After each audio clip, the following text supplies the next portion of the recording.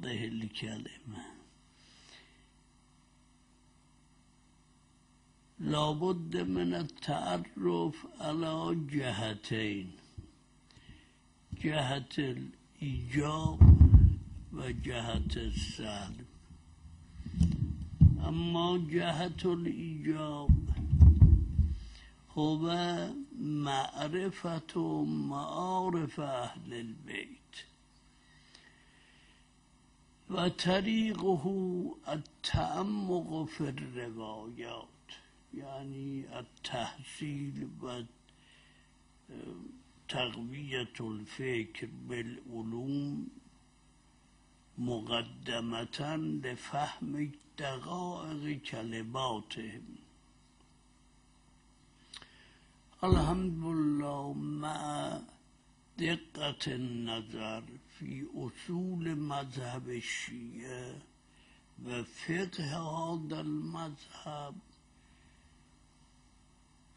التهيؤ فكرا للاستفادة من الروايات ميسر لكل من مارس على هذين العلمين مع هذه الدقة والتتبع والتحقيق.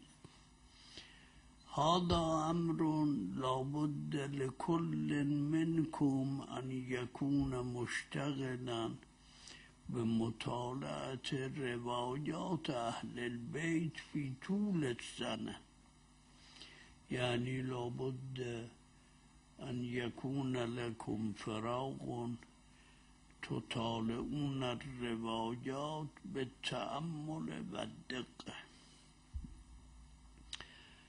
هذا من جهة الإيجاب.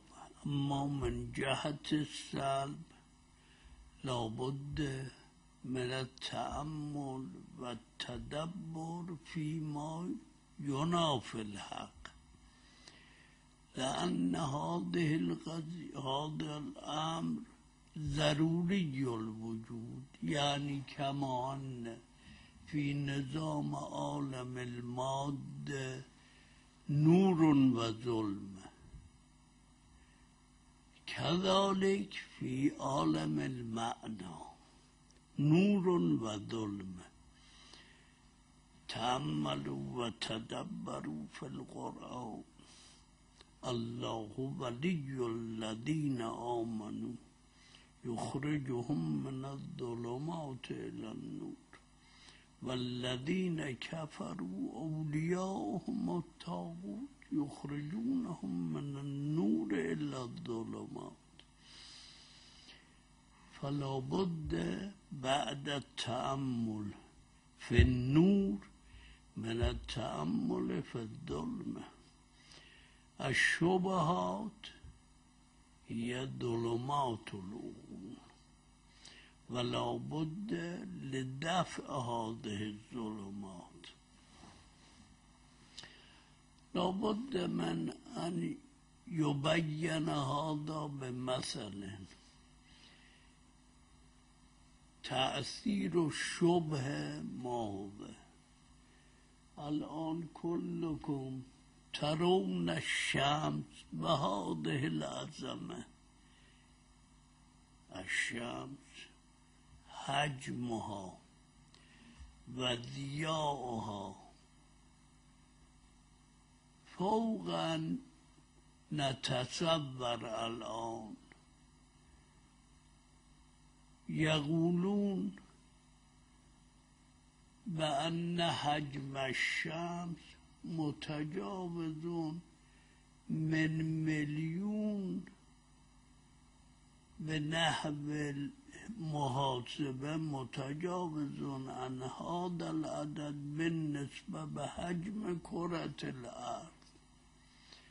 فهذه الشمس مع هذه السعة تسير محجوبا بقطعة من السحاب،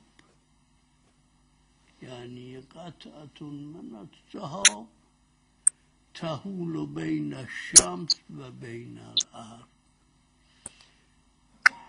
الشبهة أثرها هكذا فكما أن الشمس تسير محتجبة